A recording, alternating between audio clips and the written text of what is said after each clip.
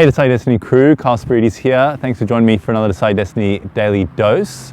Decide to do what you love. And today we have got, I couldn't think of anyone better to have on the program than Matt Alderton, business extraordinaire, networking extraordinaire, and just people person through and through. And so I've got a few questions for Matt. Bloody hell. I know. I can see your arms sort of twist, the camera sort of twisting. You know what's funny?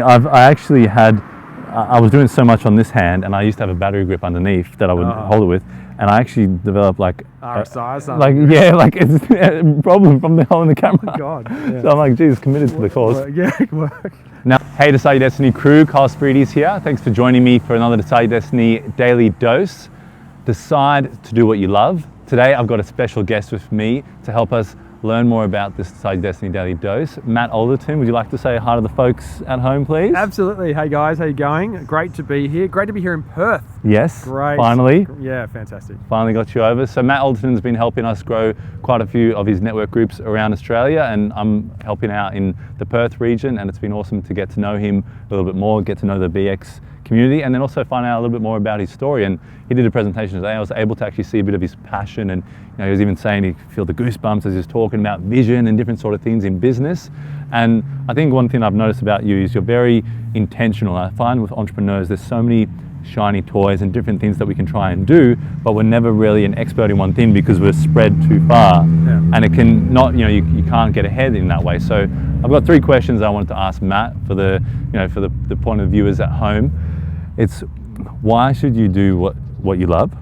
What does that look like for you? And how do you balance doing what you love and spending time with the loved ones? Awesome.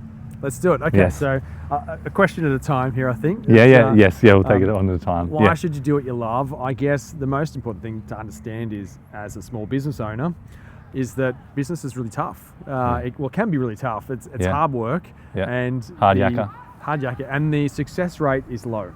So the success rate of small business, about half of small businesses will fail in about 12 months to 24 months. Yeah. That's across Australia. That's a global statistic as well, pretty similar there. Yeah. And then we've got about 4% will make it successfully after about 10 years. So if you'd like to be one of those, the 4% that are successful, you've got to have something. You've got to have something magic, I guess. Yes. And that magic is really just loving what you do. Yeah. If you love what you do, it's going to give you the passion, the drive to get up out of bed every morning, even when times are tough.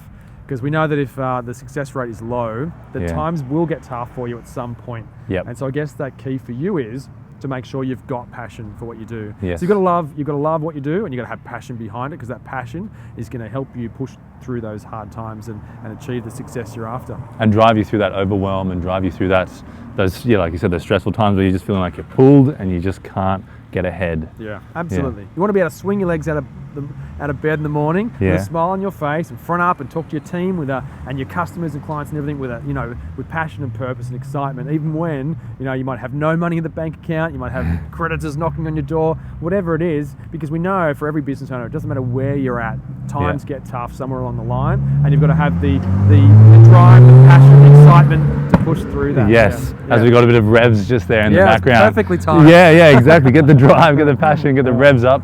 So what does it look like for you to do what you love? What are the kind of more specific things that you do or you found in business that has helped you to do what you love? So what does it look like for me to do what I love? Well, I love working with people. So as I've been retail and hospitality most of my background, most of my life. I owned 9 retail and hospitality shops, Subways, cafes, restaurants, and also video stores. Yes. None of those are around anymore, but that was a great business. Yes, Video Easy or something like that. That was Video Easy, then Network Video. Oh, nice. There we go. Left the corporate, went on to anyway. So I love the industry. I love working with people, and I loved customer service, and I find that loving working with people is so crucial to being in business, because whether it's your clients, your customers, whether it's your team, you're working with people all the time, and you have to just be an amazing people person to grow a successful business. Or you've got to have really great people working in your business, because if that's not your strong suit, you need to find people where it is their strong suit. Team and culture. Absolutely. Yes. Totally. Yeah. So I guess that, loving that, I created an education business for small business, and through that ended up, we just ran networking events everywhere. It sort of morphed into that because people just wanted to connect with people. So we created a format for people to do that, and I love it. I love coming to events like this morning, like a great event. Kyle was leading this group this morning, had about 30 or so people in the room, all connecting, all collaborating, all creating opportunities for each other. It was amazing. And that fills my cup every day.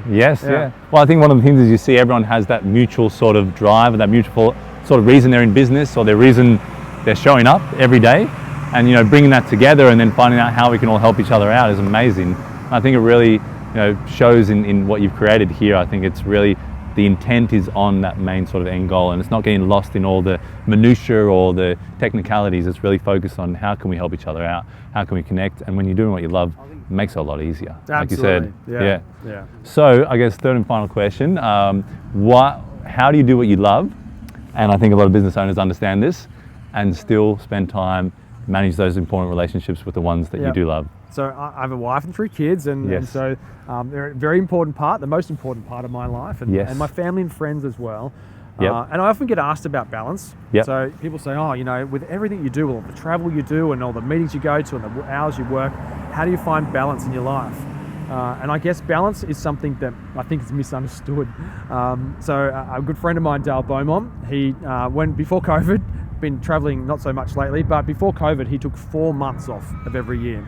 So he'd work for a couple of months and he'd take a month off, work for a couple of months, take a month off. And his balance was that he worked super hard, crack of dawn to late at night when he was working. But he'd have a month with his family of just quality time. And so that was his way to find balance. So that's not a balance in the day, week or month. That's a balance across a year. But for some business owners, it might mean that, you have to knuckle down. You have to work your ass off now. The next, week, month, year, or the next 10 years if you want to find the balance somewhere else. I think the challenge with most people, and what most people find, is they work super hard till they're 65 and then try and find the balance at the end, and that doesn't work. Because you're too old to enjoy it. And so for me, in my life, so my mantra is business for life. I'm creating a business so that I can live the life I want to live. And I love working with small business owners and helping them find that passion and purpose and that life thereafter.